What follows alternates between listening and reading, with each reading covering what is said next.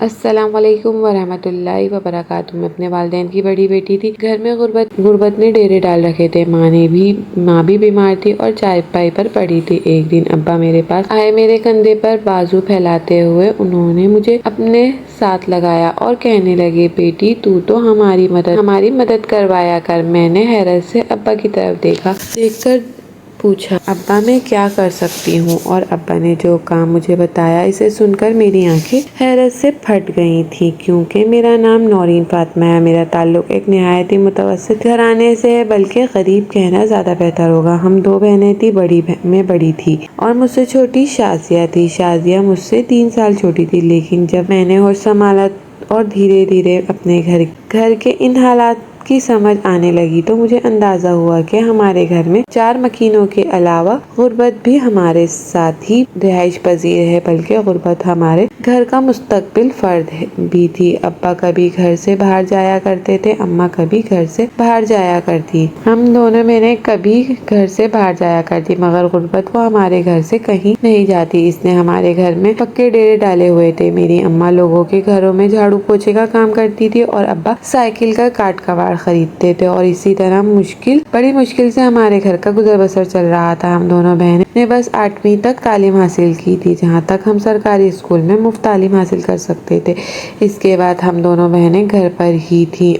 माँ अब्बा दोनों जान तोड़कर मेहनत कर रहे थे, मगर फिर भी घर का चूल्हा जलाए रखने में अक्सर नाकाम रहा करते थे। अक्सर हम सब घर वाले सिर्फ एक वक्त का खाना खाते, फिर अगले दिन का इंतजार करते, और इसी तरह जिंदगी के दिन गुजर रहे थे। आजमाइश और मुश्किल तो पहले ही भी काफी थी, मगर इसमें इजाफा हुआ जब अम्मा बीमार हो गई। अम्मा बीमार होकर बिस्तर पर जा पड़ी। जो थोड़ा बहुत 4 पैसे वो कमाकर बाहर से लाती थी, वो सिलसिला भी रुक गया और अब सिर्फ अब्बा के काट कबाड़ से गुजारा हो रहा था। और अब्बा का काम ऐसा था कि कभी तो इनके पास कुछ माल होता और कभी 4 पैसे मिल जाया करते, और कभी वो बिल्कुल खाली हाथ घर वापस आ जाते। मेरे माँ बाप दोनों चेहरों पर परेशानी वाज़े तौर पर देखी जा सकती थी। एक रात भी हम इसी तरह बाहर अपनी चारपाई पर बैठी इन्हीं सोचों में मगन थी कि आखिर हमारी जिंदगी से ये तंगी के दिन कब खत्म होंगे। अम्मा बिस्तर पर लेटी हुई थी और शादिया इनकी टांगे दबा रही थी। जब अब्बा मेरे पास आए, मेरे पास बैठकर उन्होंने मेरे कंधे पर बाजू फैलाया और मुझे अपना साथ लगाते हुए कहने लगे, नौरीन मैं जानता हूँ कि तुम मेरी बहुत ही समझदार बेटी हो। घर के हालात तुम्हारी आंखों के सामने हैं। अब्बा की बात सुनकर मैंने इस बात में सर हिला दिया। अब्बा मजीद कहने लगे, बेटी पहले फिर भी मैं कुछ कमा रहा था, तुम्हारी माँ भी थोड़ा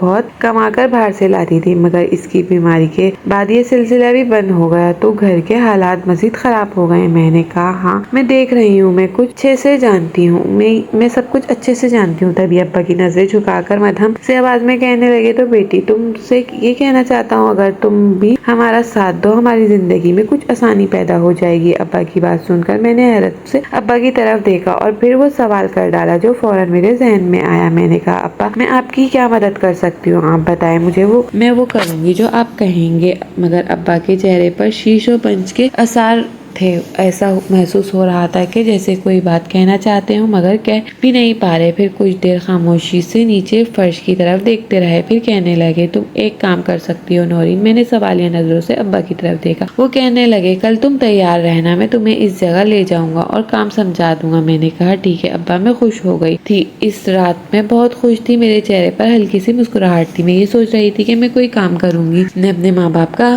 हाथ बटाऊंगी। अगले दिन अपनी बहन के साथ घर के काम निपटाने के बाद नहा धोकर तैयार हो गई। गोया कि इस वक्त मेरी उम्र 12 साल थी, मगर इस गुर्बत ने हमें वक्त से पहले ही समझदार कर दिया था। और अम्मा ज्यादातर घर से बाहर रहा करती थी, इसलिए घर के काम में हम दोनों बहनें ही वक्त से पहले ही सीख लिए। अब अम्मा बीमार थी तो हम दोनों बहनें घर के काम को अच्छी तरह संभाल लेती थी। मैं तैयार होकर बैठी थी और अब्बा के घर की वापसी का इंतजार कर रही थी। अब्बा दोपहर से पहले ही घर वापस आ जाया करते थे। अब्बा वापस आए, कुछ देर पंखे के नीचे बैठे, ठंडा पानी पिया और फिर तकरीबन आधे घंटे बाद उठकर खड़े हो गए। इन्हीं की तरफ देख रही थी। वो बहुत खुश थी, इंतजार कर रही थी कब मुझे पता चलेगा कि मुझे क्या काम करना है। शायद किसी के घर की सफाई करना हो या बर्तन धोने का काम हो या किसी के बच्चे को संभालने का हो सकता है। लॉन और पौधे की सफाई वाला काम हो सकता है। फिर अब्बा ने मुझे इशारा किया और मैं इनके पीछे चल पड़ी। अम्मा इस वक्त सो रही थी। मैंने शाजिया से कहा, दरवाजा बंद कर लो। खुद अब्बा के साथ इनके पीछे साइकिल पे बैठकर हम दोनों बाप बेटी घर से रवाना हो गए। तकरीबन 20 से 25 मिनट तक अब्बा साइकिल चलाते रहे। फिर अब्बा एक बड़े घर के सामने रुके। ये घर कुछ अजीब सा था,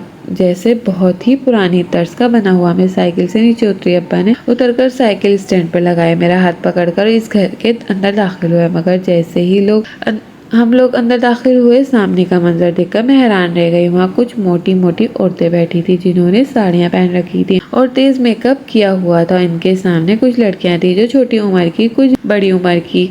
इन लड़कियों ने पाँव में घुंघरू बांध रखे थे और डांस कर रही थी। और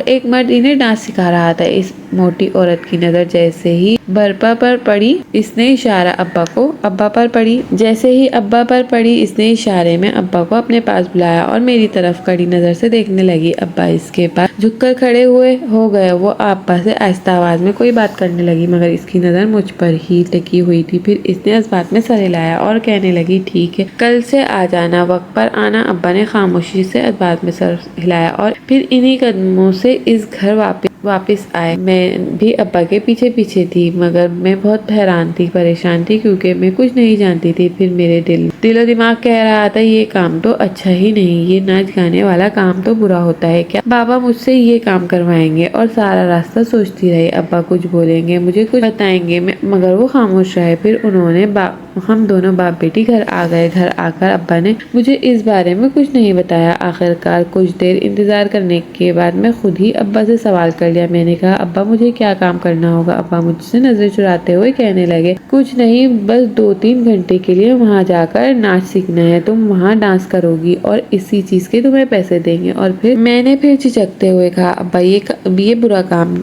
नहीं है क्या? मैंने तो सुना है नाच गाना बुरा काम है। अब्बा की नजरें जमीन पर गड़ गई थी। वो कहने लगे, बेटी से बुरी ये गुर्बत है। बस तुम वहाँ 2-4 घंटे गुजारोगी तो तुम्हें अच्छे पैसे मिल जाया करेंगे। कोई गलत काम नहीं करना, सिर्फ 2-3 घंटे नाचना है। अब्बा की ये बात सुनकर मुझे शर्म महसूस हो रही थी। नाचना भी तो बुरी बात है, मगर अब्बा कह रहे थे सबसे बुरी गुर्बत है। तो मैं खामोश हो गई। मेरा सारा जोश खरूज झाग की मानदेन पड़ चुका था। जो ये सोचकर खुश थी कि मैं काम करूंगी और अपने माँ बाप का हाथ बटाऊंगी, वो सारा जोश खत्म हो चुका था। मगर फिर अब्बा अगले दिन मुझे वहाँ ले जाने लगे। तो 2-3 घंटे बाद अब्बा मुझे वापस लाते। शुरू के 8 दिन इस मर्द ने मुझे डांस सिखाया, हरकत सिखाई, कैसे कमर को लचकाना है, कैसे हाथों को घुमाना है, कैसे नजरों को उठाना है, कैसे नजरों को गिराना है। 10-15 दिन बाद मैं थोड़ा नाचना सीख चुकी थी। सच कहूँ तो दिल में बहुत बुरा लगता था, मगर फिर आहिस्ता आहिस्ता ये काम मुझे ठीक लगने लगा। मुझे अब्बा की बात ठीक नहीं लगने लगी थी, मगर वहाँ 2-4 घंटे नाचने के बाद कुछ पैसे मिल जाते और इन पैसों से हम पेट भर कर खाना खा लेते तो कोई बात नहीं थी। मैं इसी में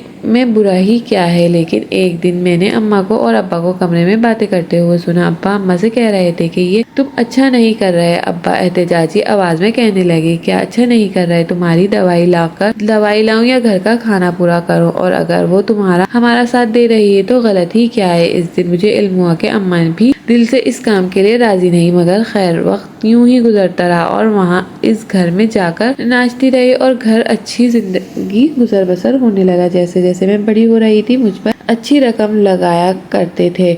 इसमें कुछ कमीशन वो कोठे वाली मालकिन मोटी औरत रख लेती और बाकी मुझे दे दिया करती थी। मैं लड़कपन से निकलकर जवानी की दहलीज पर कदम रख चुकी थी। मेरी छोटी बहन भी जवान हो रही थी, लेकिन गुजरते वक्त के साथ साथ मेरे जहन में एक और सवाल ने जगह बना ली। मैं अक्सर सोचा करती थी कि शाजिया अम्मा अब्बा की मदद क्यों नहीं करवाती। इसे भी ये काम मेरे साथ करना चाहिए। अगर शाजिया भी नाचने के लिए आ जाए तो घर में और ज्यादा पैसे आए। मेरी उम्र तो कहने को 15 साल की हो चुकी थी, मगर फिर भी मैं इतनी समझ नहीं थी कि मैं एक दिन ये सवाल अब्बा से ही कर लिया, शाजिया को भी नाचने के लिए भेजा करे ना। इस तरह हमारे घर के हालात और ज्यादा बेहतर हो जाएंगे। मेरी बात सुनकर अब्बा ने फौरन नजर झुका ली और कहने लगे, नहीं, दोनों बहनों को जाने की जरूरत नहीं, बस तुम जाती हो ना और मैं भी काम कर रहा हूँ, अच्छा गुजर बसर हो रहा है। अब्बा की बात सुनकर खामोश हो गए। फिर वक्त यूं ही धीरे धीरे गुजरने लगा। मैं नाचती रही, घर में रकम आती रही और फिर जब शाजिया ने जवानी की दहलीज में कदम रखा तो अम्मा अब्बा ने इसका रिश्ता देखना शुरू कर दिया। एक बार फिर से मेरे दिलो दिमाग में निहायत उलझन थी। मैं शिशुपन का शिकार थी। मैं बड़ी हूँ, मुझे छोड़कर छोटी बहन का रिश्ता क्यों देख रहे हैं? पहले तो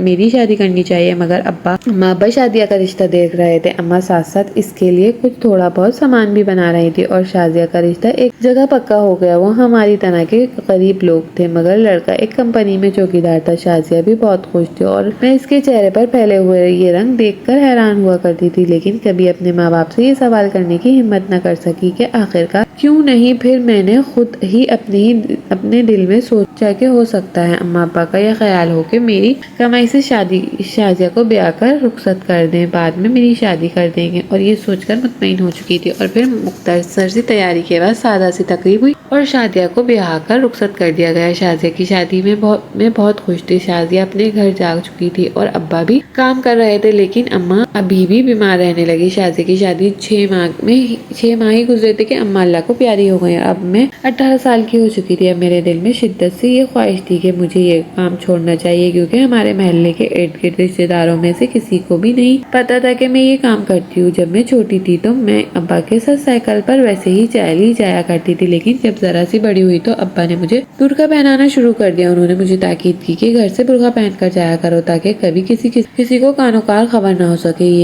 तुम ये काम करती हो। तब मुझे अंदाजा हुआ, हाँ वाकई ये काम बुरा है, इसलिए तो छुपाया जा रहा है। अब जब शाजिया भी रुखसत हो चुकी थी, अम्मा भी अल्लाह को प्यारी हो चुकी थी, घर में हम दो ही अफराद थे। अब मेरी ख्वाहिश थी कि मैं ये काम छोड़ दूं। कल को मेरी भी शादी होनी है, कहीं खुदा ना खास्ता मेरी शादी में ये रुकावट ही ना बन जाए। फिर मैंने 1-2 बार अब्बा के सामने दबे लफ्ज में इस बात का जिक्र किया, मगर अब्बा खामोश रहे। मैं देख रही थी कि अब्बा बूढ़े हो चुके हैं, इनके कंधे मजीद झुक चुके थे। अब इनसे काम नहीं होता था, साइकिल भी नहीं चलाता था। अब वो ज्यादातर घर पर ही रहा करता। आहिस्ता आहिस्ता उन्होंने काट कबाड़ का ये काम छोड़ दिया। अब सिर्फ मेरे काम से घर का गुजर हो रहा था। अब्बा भी आहिस्ता आहिस्ता मरीज बनते जा रहे थे। फिर मैंने सोचा कि कब तक अब्बा की तरफ देखती रहूंगी। बड़ी हो चुकी हूँ, जवान हो चुकी हूँ, अब मुझे ये फैसला करना चाहिए। फिर मैंने ये काम छोड़ने का फैसला कर लिया। इसी दौरान काम छोड़ने से पहले ही मैंने काम की तलाश भी शुरू कर दी। बुर्का पहनकर शहर के पोश इलाके की तरफ चली जाती और वहाँ बड़ी कोठियों में काम की तलाश के लिए हर दरवाजा खटखटाती। मैं हर काम कर सकती थी। खाना अच्छा बना सकती थी, सफाई कर सकती थी, बर्तन धो सकती थी, बच्चे संभाल सकती थी और कोई भी जो काम भी मिल जाए वो कर सकती थी। फिर एक माह की मुसलसल कोशिश के बाद मुझे एक बड़ी कोठी में काम मिल गया। वहाँ मुझे सुबह 9 बजे से रात 9 बजे तक रुकना था। सारे दिन का काम मेरे ही जिम्मे था। वो लोग तनख्वाह भी अच्छी खासी दे रहे थे और इस तरह मैंने अब्बा को बताए बगैर नाच गाने का काम छोड़ दिया और मैं बड़ी सी कोठी में काम करने लगी। इस कोठी में काम करते हुए अब मुझे 4 माह हो चुके थे। एक दिन अब्बा भी अल्लाह को प्यारे हो गए। अब मैं इस घर में तन्हा रह गई थी। माँ बाप दोनों मुल्क के अदम सदा गए थे। शाजिया अपने घर में थी, बाल बच्चों वाली थी, अपने घर में मसरूफ रहती। वो अपनी जिंदगी में इतनी मसरूफ थी कि हमारे घर का चक्कर लगाने का भी इसे वक्त नहीं मिलता और मैं तन्हा रह गई थी। लेकिन मुझे इस बात का भी दुख नहीं था। जानते हैं, मुझे दुख इस बात का था कि मुझे ये पता चला कि मैं अम्मा अब्बा की सगी बेटी नहीं थी। अम्मा अब्बा ने मुझे लेकर पाला था। शादी के 7 साल गुजर जाने के बाद जब इनकी औलाद न हुई तो अब्बा ने मुझे एक यतीम खाने से गोद लेकर आए थे।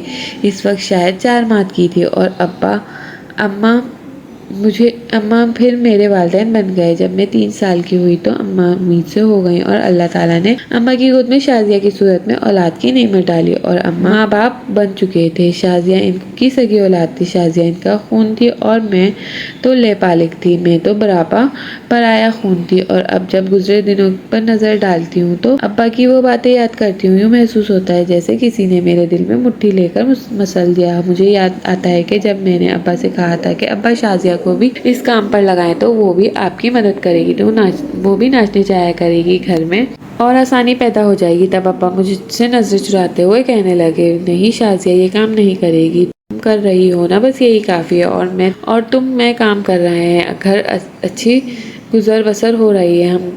अब मुझे समझ आ रहा है अब्बा ने शाजिया से वो काम क्यों नहीं कराया, क्योंकि शाजिया इनकी सगी बेटी थी, शाजिया इनकी इज्जत थी। इस बात ने मुझे अंदर से तोड़कर रख दिया कि जवानी की उम्र में मैं अपने आप को बुरा महसूस करने लगी थी। मेरे अंदर हिम्मत जैसे ख़त्म हो चुकी थी, काम पर जाने को दिल ही नहीं करता था, मुकम्मल तौर पर टूट चुकी थी, मगर पेट के खातिर काम तो करना ही था। अब्बा को गुजरे 2 साल हो चुके थे, मैं अब भी इसी कोटे में काम करती थी। अकेली हूँ, तन्हा हूँ और तनख्वाह काफ़ी है जिससे मेरी ज़िंदगी अच्छी गुजर बसर हो जाती है। शाजिया कभी कभार मिलने आती है। वो जब अपने बच्चों में मसरूफ़ होती है तो मैं इसके चेहरे की तरफ देखकर सोचती हूँ, वाकई वो बच्चे खुशकिस्मत होते हैं जिनके सरों पर माँ बाप के साए होते हैं। शाजिया के माँ बाप गरीब थे, लेकिन शाजिया के सर पर इनका साया मौजूद था, और देखो कैसे इन लोगों ने अपनी बेटी की इज्जत बचाई और ब्याह कर ससुराल रुखसत कर दिया और मुझे बेजो मंजिल में अकेला खड़ा छोड़ दिया। अब वक्त यूं ही धीरे धीरे गुजरता जा रहा है और मैं वही काम कर रही हूँ। अब तो मैं अपने जहन से शादी का ख्याल भी निकाल दिया है। नाजरीन, मजीद इस तरह की सबक आमोज़ कहानियाँ और सच्चे वाक़या सुनने के लिए हमारी वीडियो को लाइक करें, शेयर करें और हमारे चैनल को सब्सक्राइब करना मत भूलें। शुक्रिया। अल्लाह हाफ़िज़।